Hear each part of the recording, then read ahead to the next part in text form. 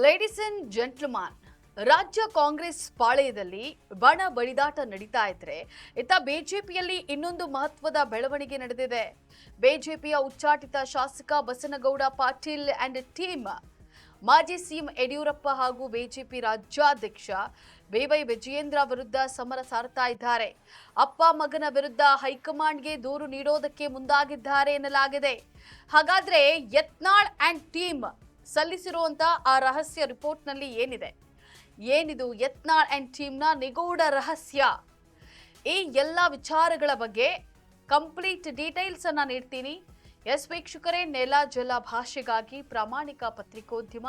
ನೀವು ನೋಡ್ತಾ ಇದ್ದೀರಾ ಫೋಕಸ್ ಟಿವಿ. ನಾನು ಪವಿತ್ರ.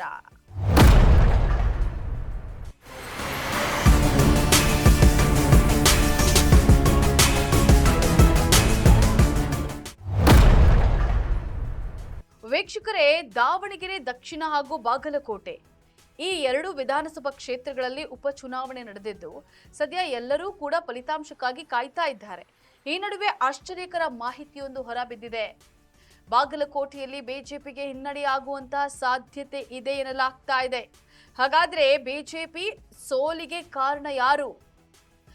ಎಸ್ ವೀಕ್ಷಕರೇ, ಬಾಗಲಕೋಟೆಯಲ್ಲಿ ಬಿಜೆಪಿಗೆ ಸೋಲು ಖಚಿತ ಅನ್ನುವಂತಹ ಮಾಹಿತಿ ಹೊರ ಬೀಳ್ತಾ ಇದ್ದ ಹಾಗೆ ಯತ್ನಾಳ್ ಅಂಡ್ ಟೀಮ್ ಈ ಸೋಲಿಗೆ ಬಿಎಸ್ ಯಡಿಯೂರಪ್ಪ ಹಾಗೂ ಬಿವೈ ವಿಜಯೇಂದ್ರ ಅವರ ಅಸಮರ್ಥ ನಾಯಕತ್ವವೇ ಕಾರಣ ಅಂತ ಬಿಜೆಪಿ ಹೈಕಮಾಂಡ್ಗೆ ದೂರು ಸಲ್ಲಿಸೋಕೆ ಸಿದ್ಧರಾಗಿದ್ದಾರೆ ಅಂತ ಹೇಳಲಾಗ್ತಾ ಇದೆ.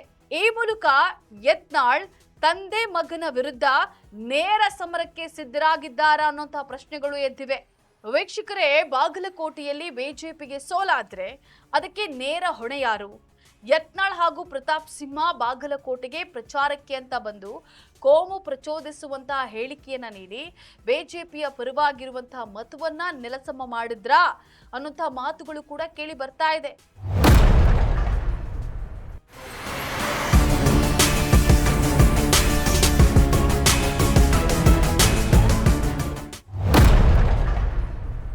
ಇವರ ಈ ಪ್ರೊವೋಕಿಂಗ್ ಸ್ಟೇಟ್ಮೆಂಟ್ಗಳು ಬಿಜೆಪಿಗೆ ಮುಳುವಾಗಲಿದೆ ಎನ್ನಲಾಗ್ತಾ ಇದೆ.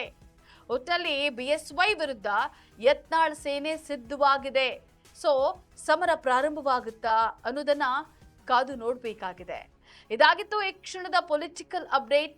ನೆಲ ಜಲ ಭಾಷೆಗಾಗಿ ನೋಡ್ತಾ ಇರಿ ಫೋಕಸ್ ಟಿವಿ.